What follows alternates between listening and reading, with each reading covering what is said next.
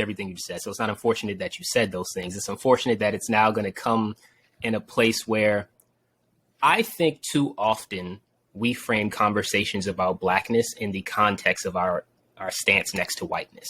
Of course. And especially when we talk about the transatlantic slave trade, when you talk about religion, and you can't do that absent of the picture of Cesare Borgia that they perpetuated, that was Jesus, and all of that, right? Like these things we can't separate often. And we live on this Gregorian calendar. They tell us the clock starts or the years start when Jesus died. And again, this is coming from a Christian man.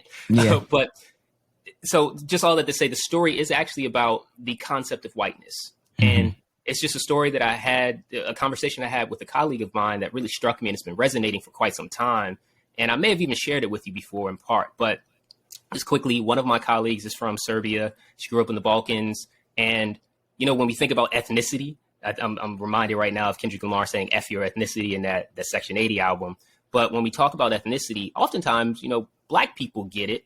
And at the same time, we talk about ethnicity and exclude the fact that there are ethnic groups that are non-Black across the world. So back to this context of the Balkans, Serbia, Bosnia, right? There are ethnic groups there. And my colleague, who, as in the American context, is a white woman, she was saying that she did not become white until she came to America.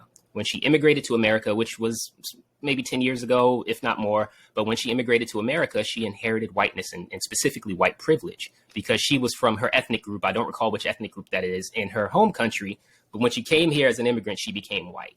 And anchoring us in the statistics one more time, just from that to bridge the gap, right? When so there was a stat that I shared with you earlier, and I learned this back in like the economic history of the U.S. course or something at Morehouse. By 1865 or 1860, the Reconstruction era was 65 and on. But by about 1860, 99% of the Black people in America were born here. And when you think about us being told that we're 3/5 of a person, when you think about just all the privileges we are not afforded as citizens, and in a way kind of get this perpetual foreigner thing, the second class citizen thing. But most of the people here had been here since the dawning of this country becoming, quote, great and all of that. So just a very interesting thing when you think about someone coming and inheriting white privilege as an immigrant to the country on day one, but people who have been here for so long have been disenfranchised from day one. Yeah. No, that's great. I mean, I think that we spend a lot of time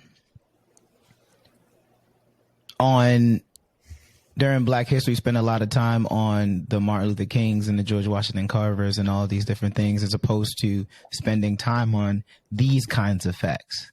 Because these kinds of facts are important, especially when you encounter someone that their counter argument about leaving America if they don't like it is this land is my land too. And it wasn't yours to begin with. So it's a very, you know what I'm saying? Like it's complex, right? Like the relationship with this country for